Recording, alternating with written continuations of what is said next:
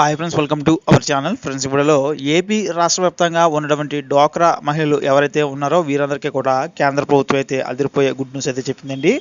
So వీరందరికీ కూడా ప్రతి నెలా కూడా డబ్బులు సంపాదించుకునే ఒక కొత్త స్కీమ్ని అయితే తీసుకురాబోతుందండి. ఆ స్కీమ్ ఏంటనేది చెప్తాను. వీడియో ఎవరు కూడా స్కిప్ చేయదు, లాస్ట్ దగ్గర చూడాలి. అలాగే మన ఛానల్ ఎవరైతే మొదటిసారి విజిట్ చేశారో తప్పకుండా అయితే సబ్స్క్రైబ్ చేసుకుని ఫాలో అవుతుండండి. ఫ్రెండ్స్, మనకి రీసెంట్గా కేంద్ర కేబినెట్లో పీఎం మోడీ గారు అయితే డ్వాక్రా మహిళలకు సంబంధించి మాట్లాడటం అయితే జరిగిందండి. సో 1266 కోట్లు ఈ యొక్క స్కీమ్ కోసం కేటాయించడం అయితే జరిగింది. ఈ స్కీమ్ నేమ్ అయితే మనకి ఇంకా మెన్షన్ చేయలేదు. కాకపోతే మనకి ఈ యొక్క స్కీమ్లో చేసే పనులు ఏంటో మనకి చెప్పడం అయితే జరిగిందండి. సో డ్వాక్రా మహిళలకి డ్రోన్లు అయితే పంపిణీ అయితే చేయనున్నారండి.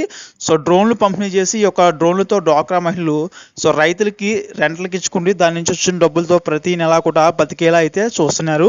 ఈ యొక్క స్కీమ్ని మనకి త్వరలోనే తీసుకురానున్నారండి. సో తీసుకొచ్చిన తర్వాత దీనికి సంబంధించి ఇంకా పూర్తి వివరాలు అయితే మనకి రావాల్సి అయితే ఉంది.